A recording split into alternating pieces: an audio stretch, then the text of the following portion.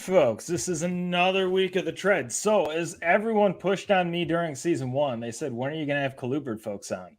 And the most we touched on was just a tad bit of hognose, a little bit here and there with Shane Kelly at the end of season one with Small Town Exotics. So, I have brought to you exactly as you all asked. I gave you a full episode of Colubrids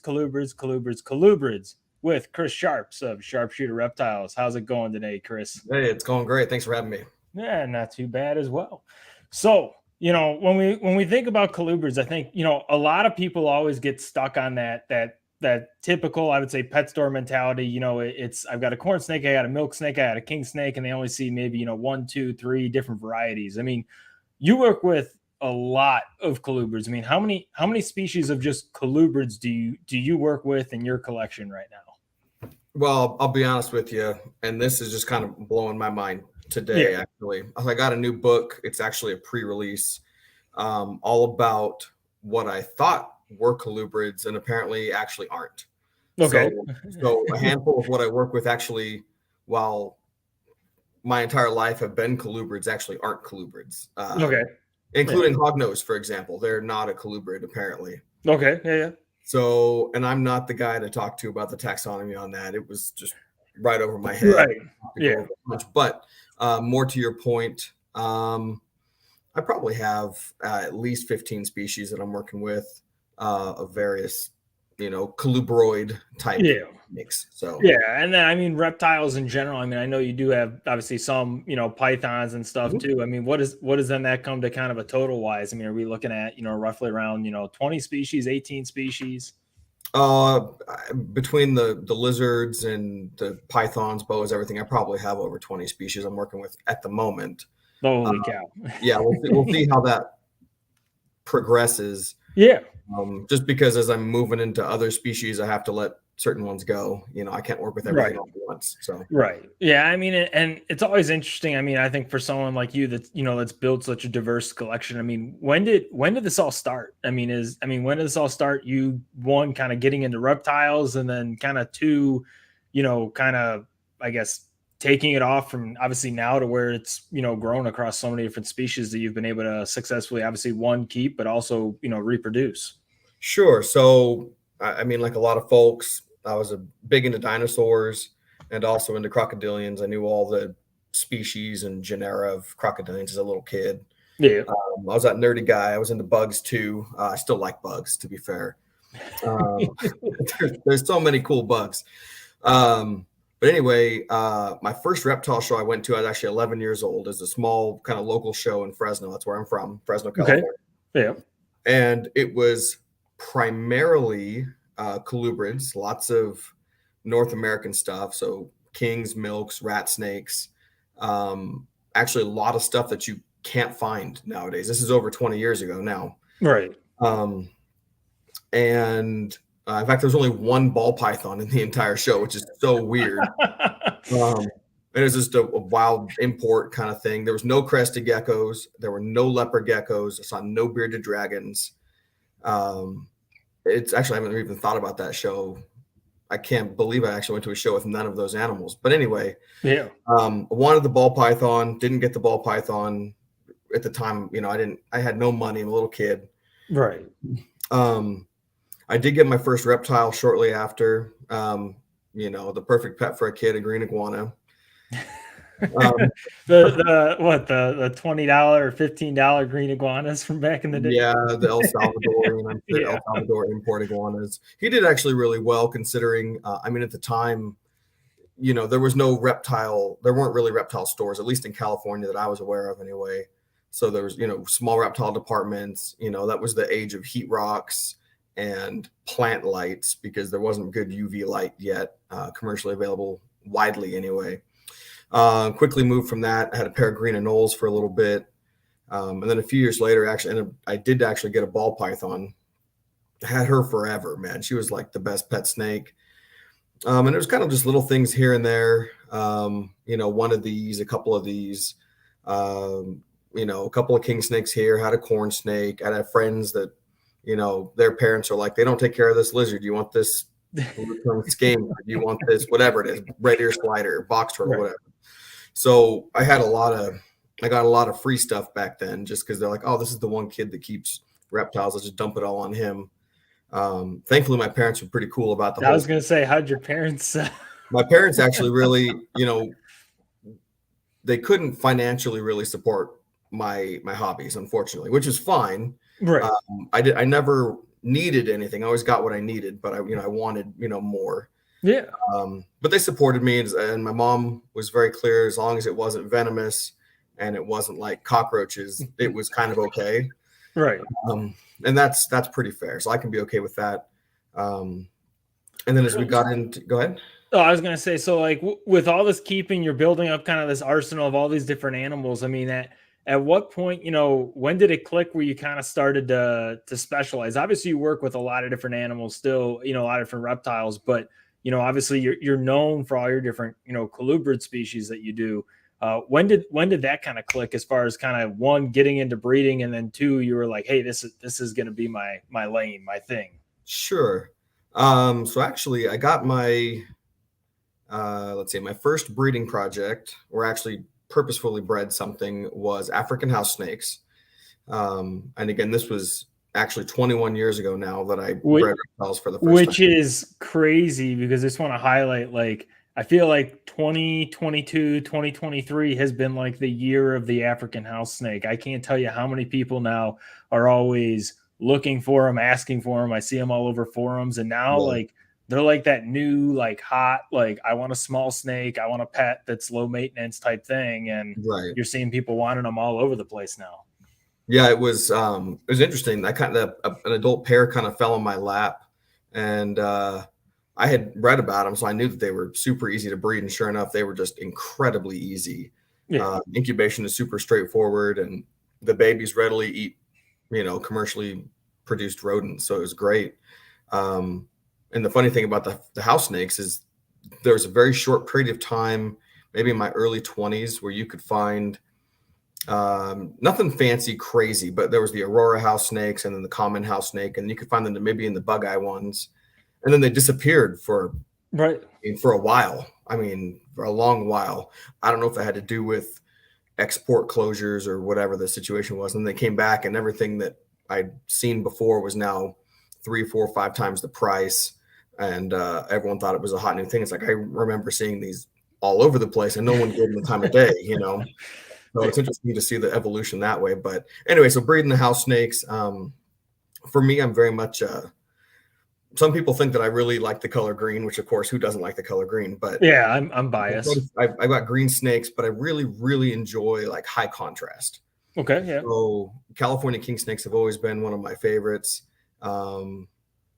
And of course, you can find them in California. So that kind of started the field herping aspect of things for me too. But I've always had a soft spot for California kings. And so I started breeding those in a more focused way once I had a few adults I could actually breed. And I mean, this is at the time of, this was kind of in the early stages of kingsnake.com. This is way before Morph Market. Yeah. I mean, that was that before Fauna even? It might have been around that time. I'm not sure, but this would have been very early. This would have been early 2000s, back when Craigslist wasn't so terrible. I mean, legitimately, like I got all kinds of cool stuff off of Craigslist. I sold a bunch of stuff through Craigslist because that was one of the easy avenues to actually market animals. Yeah, Morph Market didn't even come around yet. Well, Facebook wasn't even a thing yet. This was back in the MySpace days. Oh yeah. So for some people who probably have no idea what the heck MySpace is, it's pretty funny. But anyway, so I kind of was breeding here and there, just a few. My early 20s, I ramped up to having roughly 30 or 40 snakes. Nothing too crazy. Primarily California kings. I had a few milk snakes, a couple of ball pythons. And it kind of stayed that way. I was, it was just kind of playing around, just having a good time. It was more of like a hobby level, something that would, late summer, fall, I'd have an extra $1,000 to play around with from whatever babies I sold or whatever. And then I started dating a gal kind of towards my later 20s. And we started amassing a big ball python collection. So when I moved in with her, I had, like 30 or 40 snakes. And then within a year of living with her, because she's like, well, she wanted to get involved too, which is fine. Yeah. We quickly grew it to well over 100 adult snakes, with the vast majority being ball pythons, which at the time was great. But Yeah. my problem is I'm terrible at self-promotion. I'm terrible at marketing.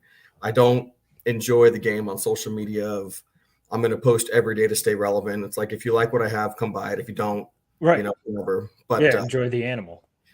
But having, 30 plus adult breeder female ball pythons and having, I was breeding my own rodents, and which is I've had been breeding rodents since my teens, so that wasn't ever an issue. Right. The ball pythons, I love ball pythons. One of my first loves was an albino ball python. So I mean, I kind of hammered the industry of ball pythons a little bit. I think because they're so narrow focused. Right. Because it doesn't matter if it's a normal or if it's some 5-7 gene ball python, the care is the same. I mean, the breeding is the same. You're not really challenging yourself. You're just kind of getting lucky with lottery stuff. And don't get me wrong, there's some beautiful ball pythons out there, and I have to just put blinders on because I'll go spend money on stuff I don't really want. But anyway, having all those ball pythons, it was neat, but I wasn't passionate about it. So we moved out of most of the ball pythons, got more colubrids. She and I went separate ways, for better or worse, how you want to look at it. My wife my only wife, my wife, I'm sure would say it was for better reasons. But anyway, so moved on and started trying to get more serious. Because we had done the ball python stuff, I started vending at shows and having a really good time with it. Right. It's really interesting to see the evolution of not only reptile shows, but people at shows and just the different markets and how they all evolve. As I said, when I went to that first reptile show, there were no leopard geckos, no bearded dragons. I remember the first time I saw leopard geckos in a pet store, and they look nothing like what you can buy at a show. And honestly, if I could buy a leopard gecko and I think I can now, but if I could get leopard geckos that look like those first ones, I'd jump all over it. Because that'd be, I think Orner Exotics, I think, is one of the few people that can reverse engineer it all the way back. Okay, well, there you go. I mean, and bearded dragons. I remember the first time I saw a bearded dragon that wasn't brown and gray.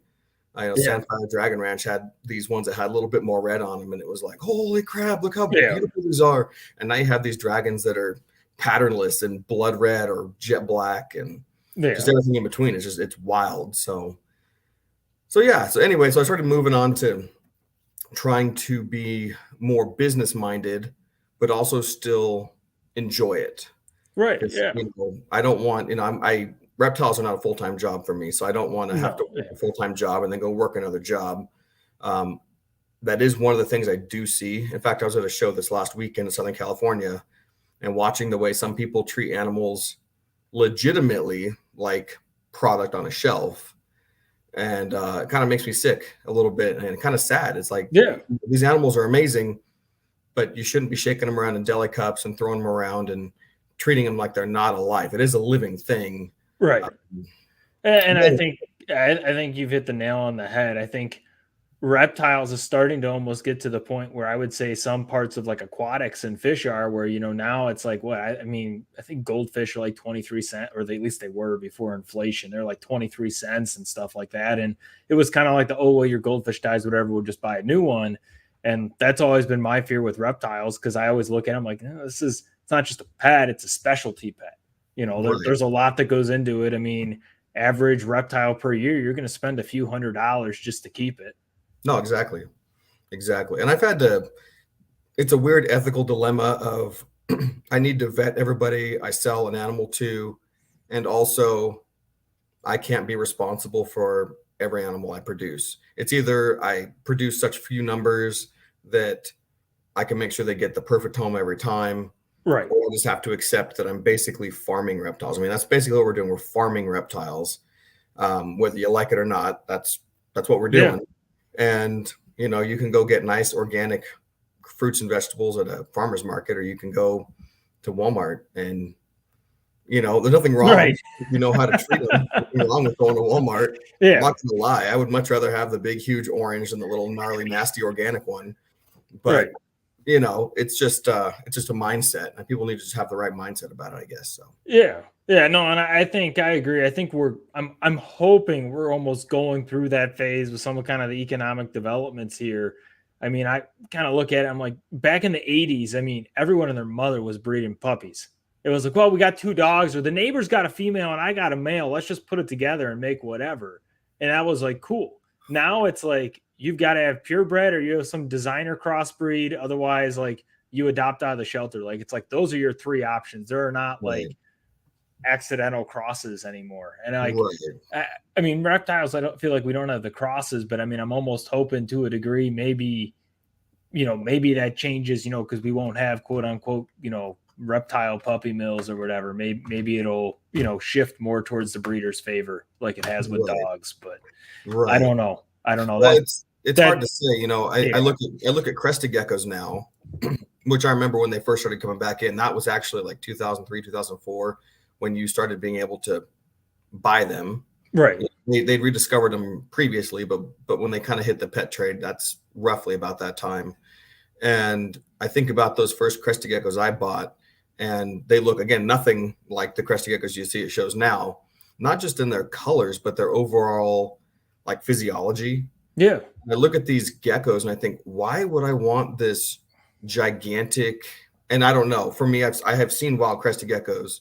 I know someone who actually brought some in, but the ones it shows now, they're all fat rolls and lumpy. And I mean, the crests look neat when you breed for a nice big crest, but everybody wants these gigantic crested geckos. And it's so abnormal to me. It's so weird that you would want an animal that doesn't look, I mean, the colors are fine, but you want this animal that looks almost grotesque and beastly compared to what they normally do look like. So Yeah. you talk about dog breeds. I think that's part of the problem is, you have these people that are like, oh, I can go buy these English bulldogs or these French bulldogs or whatever, but they buy the cheapest ones they can. They don't worry about lineage and they just start breeding them. And then someone else does the exact same thing. And you keep going down this funnel of inbreeding is the wrong word, but it is definitely for the dogs Right. for sure an issue. But people don't want to spend the money to get the outcrossed animals. They don't want to spend the money to get or to take the long road, take Right. the long road for projects. And there's guys out there that still are, but a lot of people, and again, I'm going to harp on the ball pythons for a little bit, but people see a friend like, oh man, this guy breeds ball pythons. He makes all this money. It shows I'm going to do the exact same thing. They dump $2,000, $3,000, $10,000 into projects. Oh yeah. They get nice animals, but then they're only in it for 2, 3, 4 years and they're out. And it's shocking to me the number of people that I've seen come and go in just the last 10 years. Right. Not bad people. They're good people, but they're it's just different. So I know.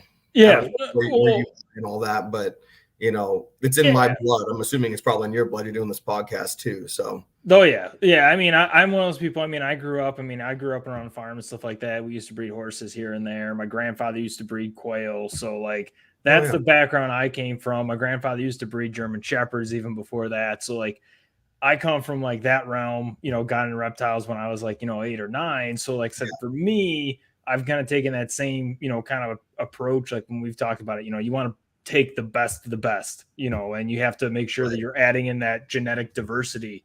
Right. And, that's what I find interesting. While I don't personally have like a colubrid collection right now, what I find interesting is like colubrids, like you just take corn snakes. I mean, almost all the different like genetic morphs and stuff. I mean, they're all recessive.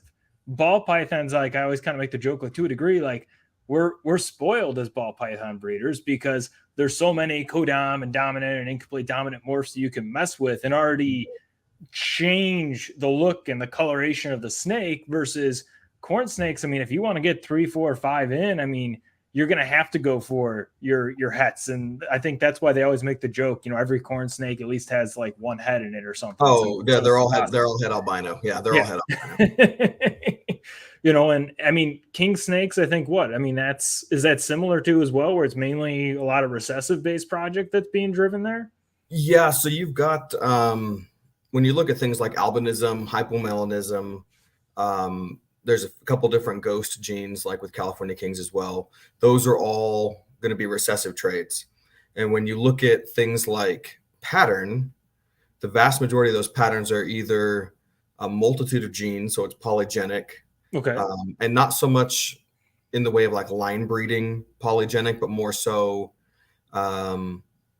there are multiple genes that affect the patterning of a particular snake. So, for example, you look at like San Diego, California, the king snakes down there, approximately 60% of those king snakes are striped, as opposed to the rings around their body, right? Right. That's kind of the standard Yeah. phenotype. But then you get into like the desert, and everything is banded, and usually black and white.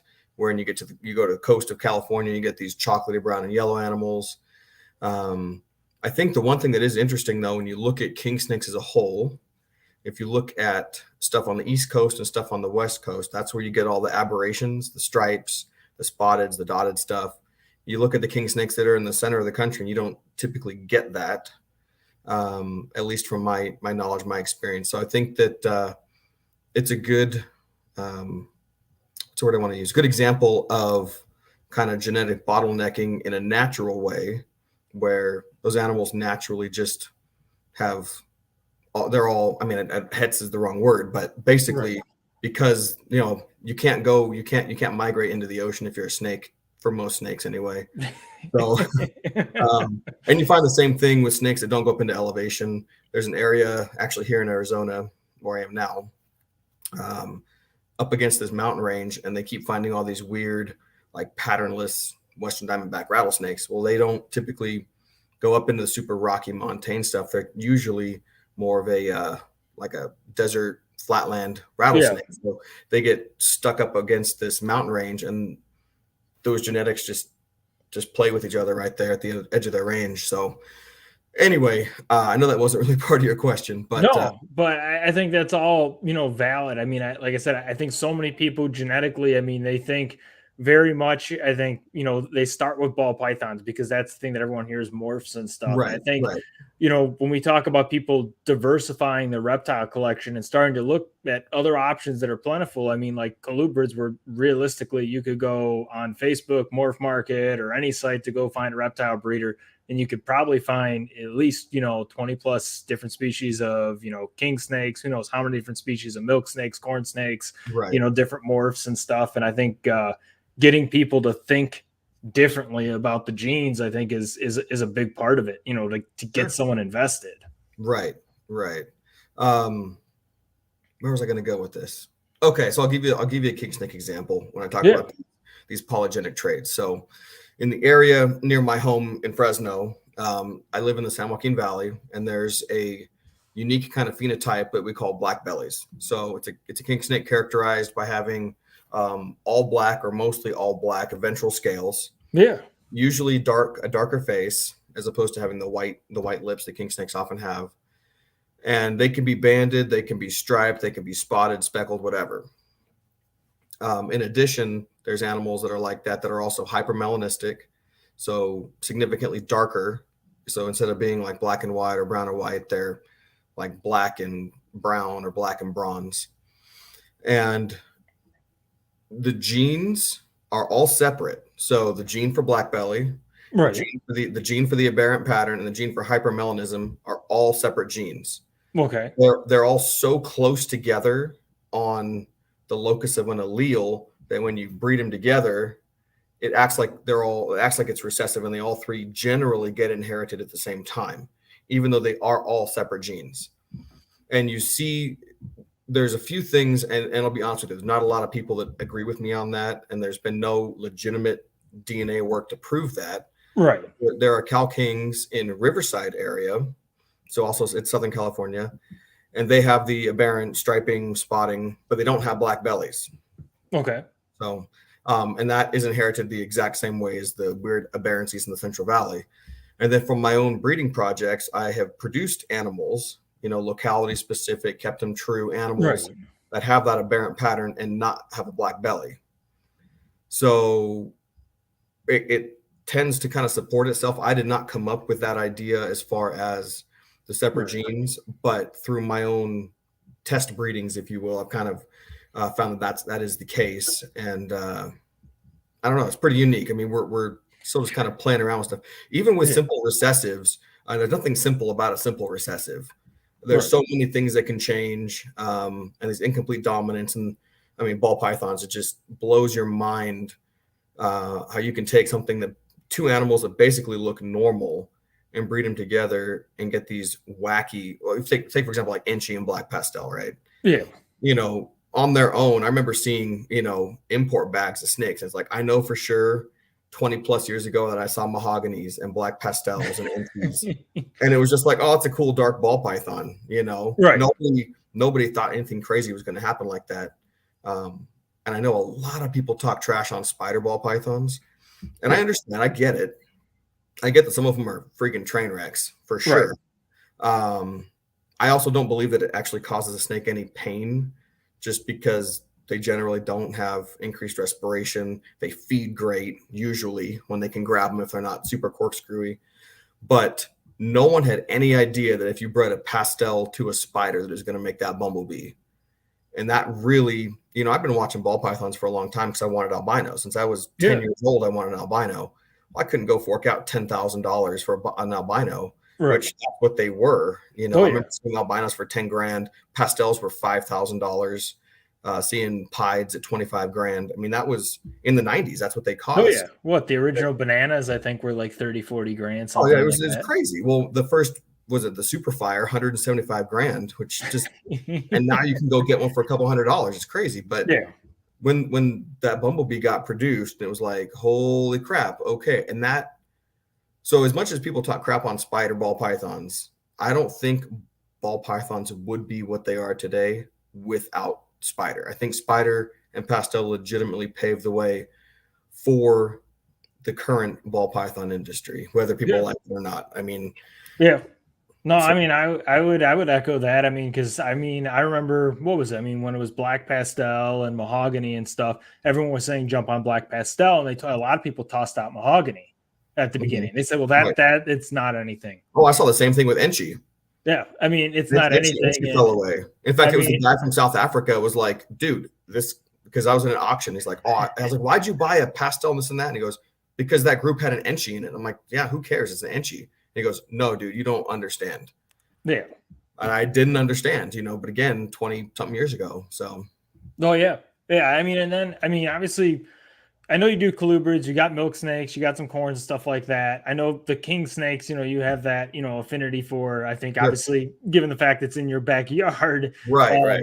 You also get a lot that you can go, source from a herping expedition, which is actually really cool. Right. But you are just as a forward, I don't go out and collect every snake I find. 99% of everything that I go out and see in the wild, I don't even touch it. I'll flip a board or a rock, take a picture, and just leave it. Right. It was different when I was younger, when everyone matures as they go. But now I love being able to find them in the wild. But anyway, I just wanted to throw that out there. People don't. And that's fair. Yeah, I mean, herping. I think as far as where it is now from back then. I mean, now there's so much licensing and regulation and some. Yeah, it can get pretty tricky depending where you are. Yeah. Yeah, but I mean, you've become known pretty well for the Barron's Blue Racers as well. I mean, that's a really unique snake, very niche, but I mean, how did that start? I mean, it's one of the most dramatic from just a color effect as well as just facial expression, right? Within a snake. So the first time I saw Barron's Racers, it was at a NARBC show in California, and Black Pearl Reptiles had actually brought some in from South America. There was a guy down there that he was working with doing Musaranas and Barons. Okay. And he was breeding them there in South America and then was able to legally export babies to the US. So I saw a trio and I couldn't tell you what year. I think it was probably, I don't know. Because I was going to say NARBC back in California. I mean, the last NARBC in California was 2016. Yeah, I was going to say it's been a while. And it was not a great show. It was a good year for me, in particular because of Barron's races, but we'll come back to that. So yeah. So I see these Baron, I had no idea what they were, and they're blue. And I had never seen a green one or a brown one or anything. I think at the time John had or had worked with green and brown in his personal collection. But the blue ones had come straight up captive bred from South America. Crazy price tag on them. Right. And then I didn't see him for a few years. I mean, that was that. I don't know exactly who got those. I think some local guy working. Oh, there you are. Okay, my computer decided to close. Anyway, No worries. some local guy. Anyway, so they made a trade, and I never saw those snakes again. Several years later, I was at a reptile show in Sacramento, and somebody happened to have some babies there, some green babies. This was probably, when would this have been? Probably somewhere in 2008, 2009, maybe a little bit later. So there's a guy from the Bay Area that had some babies there. So I picked up a pair of babies from him. They were non-feeders out of the egg, which is no problem. They eat really well. They're super, super easy to start. So I had those. I raised those for a few years. I was able to acquire a couple other adults just randomly. My roommate went and brokered a deal with some guy for, I think for rhino rat snakes, actually. And the guy had some barons, and I think we got the adults. Like there's an adult blue and an adult green. I think we got $100 a piece for those things, which is just an adult females nonetheless. So phenomenal. And so cooled them down. And this was the first hard lesson I learned. Brumation does help with breeding the baroni, but you have to warm them up really slow. And so, there's at the time, and I think there's still very little information about barons, but, I did what I do with all my colubrids. I've got the rack ready to go, throw them in, and it's good to go from them. But my two biggest females just out of brumation the next day were dead.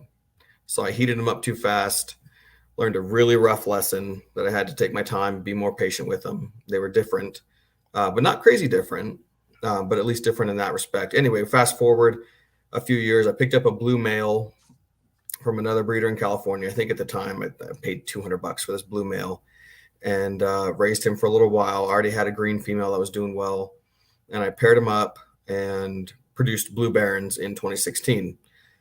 And at the time, nobody was really sure how the pattern of inheritance worked, if it was recessive or dominant or polygenic or whatever. And there's a lot of debate still about that, but produced some in 2016. I had 12 eggs, ended up being 8 blues and 4 greens. And so it kind of started there. But I think at the time, I don't know anybody else in the States at the time, and I'm sure maybe there was somewhere breeding them. Right. But again, this was 2016. And I happened to be vending a show, John Michaels from Black Pearls vending across the way from me, and he's looking at them. And I brought my breeder male to the show to show people, hey, this is what these are going to look like. Yeah. His wife actually fell in love with him, and his wife is not a snake person. And he's like, okay. So he went and he bought every adult he could find on Fauna, King Snake, whatever. And so his promotion of species, he's a phenomenal businessman. Yeah. So I think I take a little bit of credit for starting the baroni craze, but John, I think, gets most of the credit for doing all the groundwork, for getting the popularity with them. Right. And so I bred them and just continued to breed them. I think my second or third year, I produced what I think is the second largest clutch from a single female, 29 eggs, which is shocking. It's just insane to think that size could lay 29 eggs. And the record has since been beaten. Someone had 33 out of a female, but holy cow. It's gnarly. But the market demand just is insane for them, And I have people from Europe and China constantly hassling me. I don't even really like to talk about them much, just because it will be nonstop. Every 2 weeks, somebody, are they hatched? It's like, leave me alone, man. Anyway. But they just kind of become a staple in the collection. I love them to death. You're right. The noses are amazing. Yeah. My wife loves seeing them hatch because their little noses look like clown shoes poking out of eggs when they pip. Yeah. No, I mean, to me, what always drew me to them, which I think that they're really cool, is it reminds me of some of like the different like South African vine snakes, like some of the look to it. But the difference is like one's going to put you in the hospital or kill you, and the other one doesn't.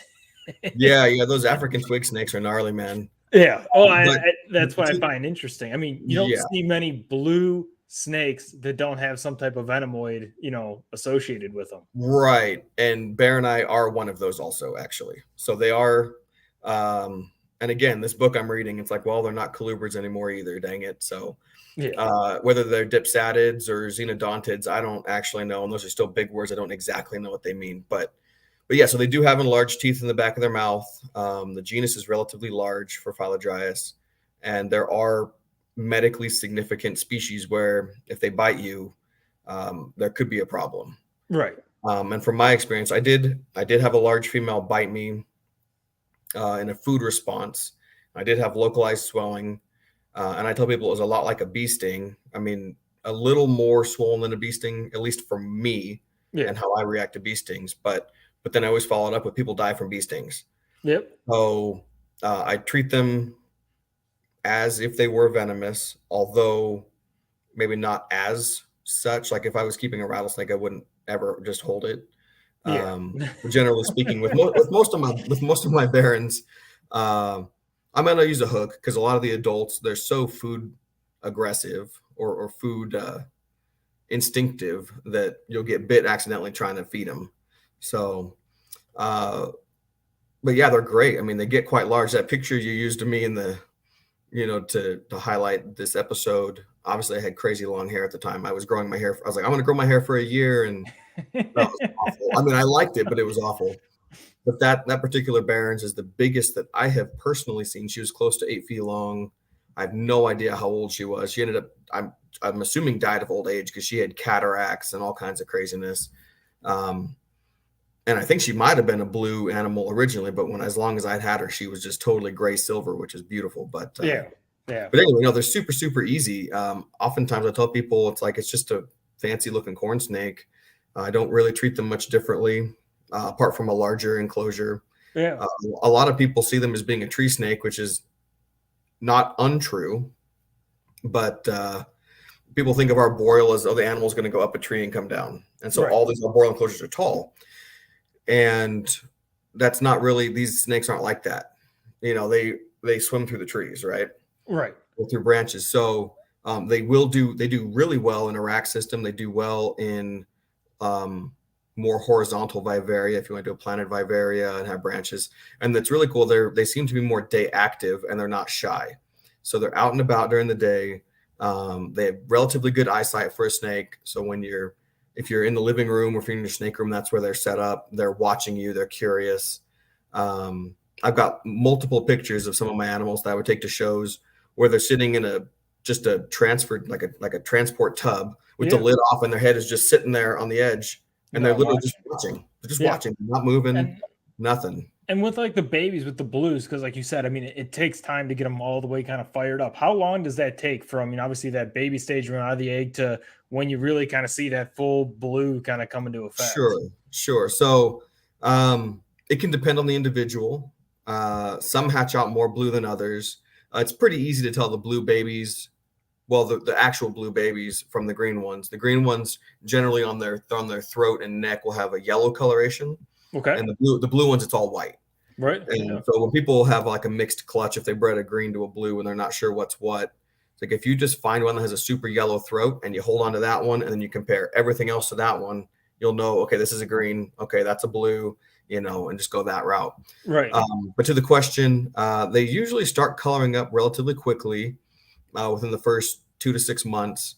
And I tell people usually they peak, like they're not going to change much as far as the blue goes after 2 years. So once they hit about 2 years old, it's kind of a good indicator of that's that color that snake's going to stay.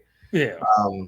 But there's also a lot of other things at play. There's striped individuals, there's patternless individuals. And then if you breed a striped and a patternless, you're going to get a whole mix of partially striped, partially, anyway. So there's that.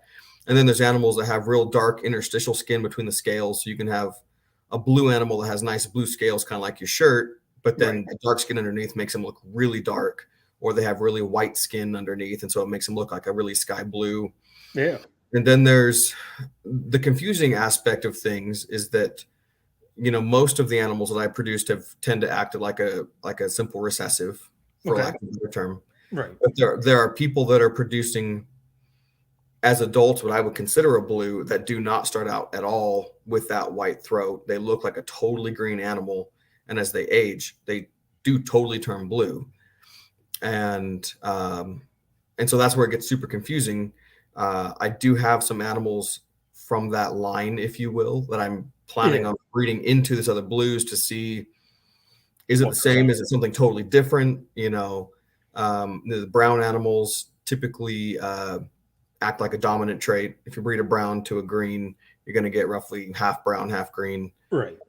You can produce blues from two greens. So if you bred a blue animal to a green animal, you took two green babies, you can produce blues from those greens in roughly what you would expect from a head-to-head breeding. So roughly 25% or so. Yeah. Something goes with a blue to a green from a blue breeding where you roughly get about half blue, half green. So whether someone wants to spend the money to actually do the DNA and find out if it's actually a recessive trait or not, I don't know. But for my breeding, and again, it hasn't been like a crazy amount of time, but that's the way it seems to act. So right. Yeah, and I think, the other thing you brought up, early with the Barons and stuff like that was the brumation thing. And I think that's the other thing too with, Colubrids. Obviously, there's those brumation cycles. I mean, you working with so many different localities and species. I mean, how do you keep track of it? And two, I mean, how much variation is there as far as how you look at between species, like the differences in the brumation cycles and how you do those and how you drop those and stuff? Sure. Is there a rhyme or a reason to it, or kind of like a routine you put yourself into? Because I mean, that to me, that at least seems very taxing. Because man, I don't want to accidentally put the wrong species in the wrong brumation chamber. Right. So I kind of have what I would say is three groups of animals. So I have my heat all the time animals, so my pythons and boas, right? For the most part, right? I mean, you're going to cool them off a little bit, especially with the boas. Yeah. Some of the carpet pythons I have, but for the most part, they're always going to have heat. Then I have the heat sometimes, which is my kings, corns, milks, the baroni, some of the other oddballs. And then I have the don't worry about heat at all. So like African file snakes, rhino rat snakes, there's a few others like that where it's just ambient, mid to upper 70s, and they're super happy about it, right? Right. And those are typically, again, Africa, Asia, at least with the few that I have. Now with those animals, I won't even do necessarily a brumation for those no heat ever animals. Generally, I just kind of either reduce the amount of food they're getting, or I just don't feed them at all in the winter. And it's kind of let the room naturally kind of cool off a little bit. With everything else that does get cold, that I need to get cold, it is kind of a taxing process. It's a pain in the butt, I'll be honest. But it's good for at least one reason. But anyway, so I'll take them all, make sure everybody's got good body weight. I generally stop feeding about 2 or 3 weeks before I'm going to actually do a cool down. Stop feeding. Okay, their guts are all cleaned out. They don't have any poo in them or whatever. Turn the heat off, and I'll take them out of their enclosures and put them into whatever I'm going to brumate them in. Right, and let them sit for a few days, just kind of out of their tubs in these other tubs, for a couple of days, just kind of start to cool them down. And then I move them out either into the garage, or we've got a breezeway that gets pretty cold with an open window. So put them there, and generally I'll cover them with a sheet and just leave them alone for a couple of months. I'll check generally every 2 or 3 weeks. I'll check on, make sure that the water's good, that no one's decided to have any kind of poops, because invariably I miss one. Someone's going to poop at some point. Yeah. So I want to get that all cleaned up. And then bringing them back is just the opposite. Bring them into the snake room for a couple of days, get them all set up back in their enclosures or tubs, whatever the case may be, and then right on to feeding them. The one nice thing about the way I do things, I guess, is during brumation, everything gets a super duper deep clean, where during the year stuff gets cleaned. If there's a really messy tub, it's going to get sterilized real good. Oh yeah. But for the most part, it's general maintenance, spot clean every couple of days, because the colubrids poop way more than the boids do. And as the bedding gets messy, generally depending on the individual, it could be I had to change bedding every week. It could be every 3 weeks, just depending on the snake. But that's the general maintenance. But yeah, so I get a nice deep clean where everything gets scrubbed out. I generally use ammonia, which isn't much fun to breathe, but it kills pretty much everything. And then evaporates, and everything's sterile. And I'll oftentimes put the tubs outside to dry so they get UV as well, which really just Kills everything. Just everything else. Pneumonia didn't get it. The UV is going to get cool. it, and then I'm good to go. So there's that. So it's not crazy, and it's a process. And if someone were to come into my collection and I give them a list of what they have to do, it would definitely be overwhelming. Right.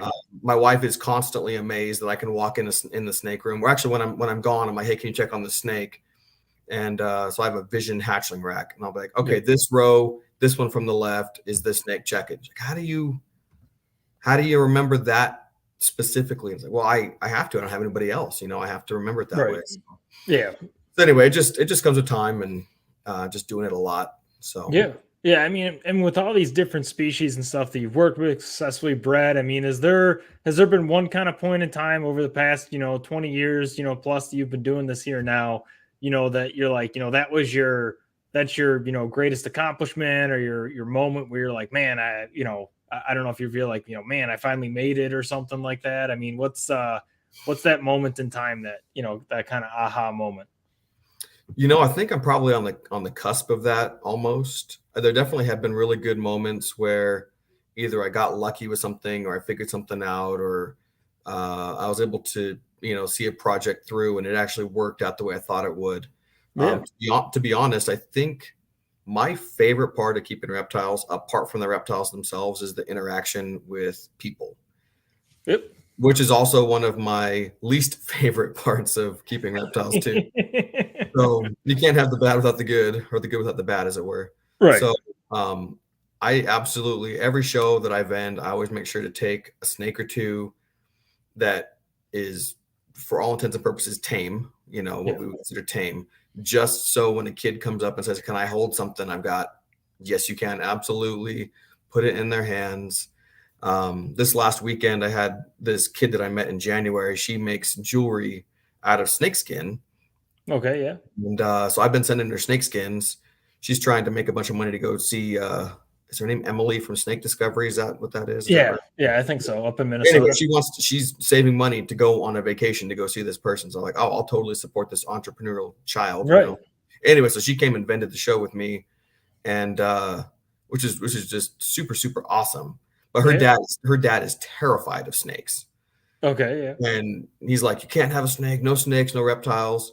And by the end of day 2, he's holding ball pythons, like he's holding snakes. Right. And so actually I'm getting goosebumps talking about it. It's super weird. Anyway, that kind of stuff, seeing other people get involved and get excited is probably, I think, I don't know if an aha moment is the right way to put that, but I guess that's really the best part of this, seeing people who are totally against it lose their fear, and then see a glimpse of what we see every day as far as the passion and the desire and the drive to keep different kinds of pets, so right. I mean, and you mentioned obviously the show, so I'm guessing that was Pomona.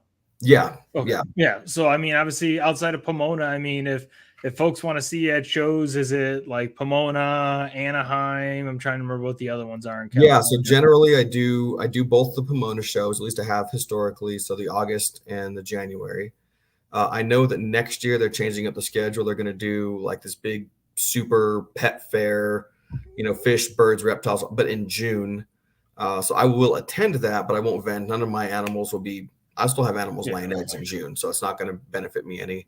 I do the Sacramento show, which is generally the end of September. And then there's some small mom and pop shows that are actually really good. I don't vend the Fresno show. No one in Fresno wants to buy snakes from me. Well, I'll rephrase that. No one wants to buy them directly from me. They'll buy them from the pet stores that I sell them 2 or 3 times the cost of what I'm selling them, but they don't want to buy them from me. So, which is fine. It's a win-win for me and the pet store. But so there's a couple shows, like there's the Lodi show in Pleasanton. I did do a Las Vegas show last year, and it was absolutely the worst show I've ever vended in my entire life. And 90% of the vendors felt the exact same way. It was a super show in Las Vegas, and I just don't think that. I mean, there was a bunch of other stuff going on. There was concerts going on, and who knows what else. But it's Vegas. There's always at least 25 things going on. You can't compete with the Well, yeah, you can't compete with the bunny farms that are, 15 minutes to the north, and Oh you got man. umpteen different reality TV shows that are all now Right. in Vegas. So Right. add that to the casinos, the shows, and the bars. You Well, it got just, the reptile keepers there, because I think there's six, at least there were at the time of the show, there were six different reptile specific stores in the Vegas area. And people were coming in on Sunday. They're like, yeah, we didn't even know there was a show till we bought feeders yesterday. So I think it was just an advertisement issue, but there's thousands of billboards all over Vegas. I mean, a couple of snake right. ones get lost in the mix. So Oh yeah, I thought it yeah. was some kind of Cirque du Soleil thing or something. But No, that's what I was gonna say. Circus Soleil anyway, now with snakes. I mean, yeah. I also know too, like Vegas. I mean, the one of the real large tarantula breeders. So I breed tarantulas on top of it. I mean, it was like right after that show in Vegas, like in that after like 3 months after that, they closed up shop. They were Oh, the wow. largest for that species in the country, I believe, for breeding Man. for breeding brachypelmas and like aphonopelma stuff. They were Oh, one wow. of the they were one of the largest. They had, I forget how many different species and stuff that they worked with. It was huge, and they was like 3 months after the show, and they said, "All right, we're closing up shop. Everything's 60% off." That's wild, man. We're seeing that a lot too. The recession that we're in right now is really hurting people. And you just gotta plug through. It's just like any business. It's just that we have live things. So Yeah, I always see people at the end of the year before babies hatch, they're dumping all their babies at reduced prices. Like, guys, you've put so much into this. You're slitting your own wrists here. right. Just hang Because on to them. Everything will sell eventually. yeah, Anyway, well, and I think that's the unfortunate part. I think people get scared, and I think just like you referenced, that's part of business, and that's even more so part of a live animal business. Even though that overhead is always going to be there from right, feeding and caring and right. taking care of them, is like you said, you back yourself into a corner. I mean, as soon as you do that, then people always know. I mean, I hate to say it, but I mean, if we always knew that dog breeders had discount puppies in December or something, everyone's going to wait till Yep, this 75% off German yep. Shepherds. A lot of people do it at reptile shows too. They'll come in Saturday morning, see what they want, and then they'll come back Sunday afternoon. What kind of deal can I get? Yeah. But Yeah. I think hand in hand with that is a lot of breeders feel they have to breed every breedable female every year. And it's like, man, there's 500 of this morph or this species. Why don't you just let that snake take a year off Yeah. and create a demand? You can create a demand by not breeding an animal. So Right. And I see that's a key thing there. I mean, we touched on it a little bit last week with the Sambo stuff, but I'm glad that you referenced that here again. I mean, you know, I tried to hit it at the beginning of the season with the open forum because people were asking about that. So like I always tell people, it's all based off, like you said, creating that demand. If we're always producing it, just because you have it doesn't mean you have to do it. I fully believe in and look at the concept of like, someone like horse breeds and equine, because I think equine is very, very unique from a breeding perspective. oh yeah, You for look sure. and you look at some of like the high end, equine lines out there for things like Lipizans and stuff. And it's like, man, they're smart. They got 20 girls that could all be bred, but they purposely say, okay, we're only going to breed 2. And Yeah, why does it do that? It keeps the price up. right, exactly. Exactly. So, I mean, especially with reptiles, I mean, a lot of reptiles are living, over, a dog's life expectancy. A lot of them are 15, 20 plus 30 years. All of them So, should be for the yeah, most part. There's a few select species that don't, but yeah, I mean, the vast majority of the popular animals outlive a dog double easy. yeah, yeah.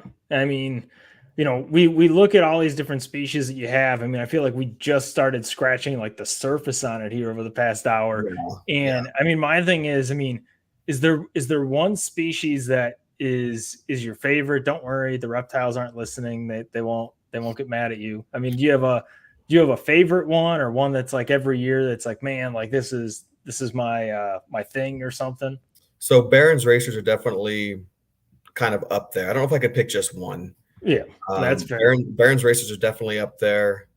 I've just started breeding beaded lizards. I've had 2 successful years breeding beaded lizards. Which locales? I love beaded They lizards. exasperate them. Yeah, Okay. Yep. the Rio Fuertes, the pretty ones, as it were. Right. And those are just that's so different, man. It's a snake. It's a lizard that you kind of keep like a snake. We feed them once a week, and so freaking cool, man. I mean, they definitely bridge the gap, I think, between like snakes and monitors. It sounds kind of weird, but No, I agree. I and agree. we don't have time to get into all that, but so and then I have just a few little passion projects. There's a couple of king snake locales that, when you're breeding the industry standard stuff like the high whites or the albino stripes or whatever, you pretty much can count on the clutches all looking identical every time. Right. With these locality projects that I'm working with, there's some years where I get some oddball out of the parents and it just doesn't happen ever again. So you get weird like bullseye pattern. I had a bullseye patterned cow king. Yep. Never seen it before. It's the only one I produced. I bred the same pairing for I think 6 years. Hoping to get another. Yeah. It's just random stuff, right? So just random. So that's why I kind of think I like some of that stuff is the randomness, and even corn snakes to that point. You can breed a couple of what you think you're going to get, and then out pops a bunch of weird stuff. So, but yeah, I don't know. I've always said that I've got a couple of snakes that if I ever quit doing the volume that I'm doing, that I would keep. The first albino ball python I ever hatched is just going to stay with me forever. She's a sweetheart, and just an albino ball python. But that for me as a child was just a pinnacle reptile. I had to have that. And I've got a few others. I would definitely probably keep some Baron Eye around and a couple of Cow Kings, but it's tough, man. I don't know if I could pick a favorite. There's too many snakes out there to pick a favorite. I mean, I know last time I looked, I want to say there was like 4,000 species of snakes. How do you pick one? Right. Yeah. No, I mean, people always ask me, and I'm always like, I always tell people the same answer. I go, it's the next one. Cause I've had that question like with the monitor side. And I'm just like, it's the next one. The next one that I can find room for to fit in my house somehow, that's going to be the favorite one. Yeah. And then it's going to be the next one. And then yeah. And I mean, when I look at my own history of keeping reptiles, kind of what's been a standard and always been around, king snakes. I mean, if I had to predict the future, which, who knows, but right. I've kind of almost always had a king snake, but I've almost always had a ball python too. So, is that just because other stuff wasn't available? I don't know, but I think that those two probably would always be around, just because of whatever the word is. My brain's not working tonight, but anyway, because I have a connection with them. I've had a connection with those snakes for a long time. So, no, right. Yeah. But I mean, kind of wrapping up here, going to kind of the end of the hour. But I mean, if people are interested in wanting to know more about your breeding projects, go meet you, connect with you. I mean, best places to do that, besides obviously the couple of shows you listed off, is that social media? Is that so website? I don't have a website because I'm cheap and lazy. Me too. And I do have social media, but again, I'm lazy. But Sharpshooter Reptiles on Instagram and also on Facebook. I would say roughly half of what I'm working with has been kind of posted. I mean, I actually just was talking with a friend. I just got a clutch of frilled lizard eggs. And he's like, Australians or Papua New Guinea? Australians, yeah, Aussies. Ooh. And I wasn't expecting them. They're really young animals still. Yeah. And he's like, dude, what else do you have that I don't even know? And I don't know. You come look at what I have and tell me what you didn't know was already here. So, but yeah, I try to be more. I don't know. It's busy. As I had told you, I just had twins 2 months ago, and they take up so much time. And there definitely is a shift. I'm kind of moving out of some of, I don't need 50 king snakes. It's, so I'm kind of fully moving them out. I moved out some of my corn snake projects, and I'm trying to slim my numbers so I can more effectively be a parent, but also more effectively be a reptile keeper as well. I'm doing it by myself, so I kind of got to do what I can. Yeah. But yeah, so Instagram and Facebook, kind of the places to go. Shoot me a message.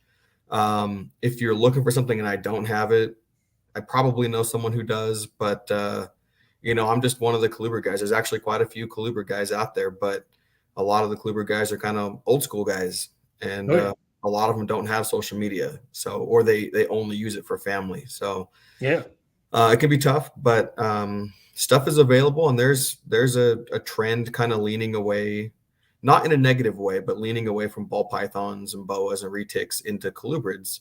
Yeah. Just because they are cool. I mean, all snakes are cool. Like I said, I harped on the ball pythons, but I love ball pythons. I think they're super cool. I think that, I think it's just about diversifying the hobby. You know, Right. is really what I think you're just trying to get at is, I mean, Sure. people need to diversify. What's good for one person doesn't mean it has to be good for, 30,000 people. And I think Right. that that's a big piece of it. But I think the other part too is, I mean, realistically, there are people who collect that don't breed that have, 30, 40, 50 snakes. It doesn't have to be 30, 40 of the same species. Right. Right. Right. So Have an eclectic collection that you can use different biomes. You know, you can have a Central Africa jungle, and you can have a Southeast Arizona montane, whatever, coastal California. You can do all kinds of really cool things. I mean, that is the trend now, is to large, spacious, naturalistic bioactive. Yeah. enclosures. Yeah. So it's like, well, there's a whole lot of habitat types. So a whole lot of different species will work that way. No, right.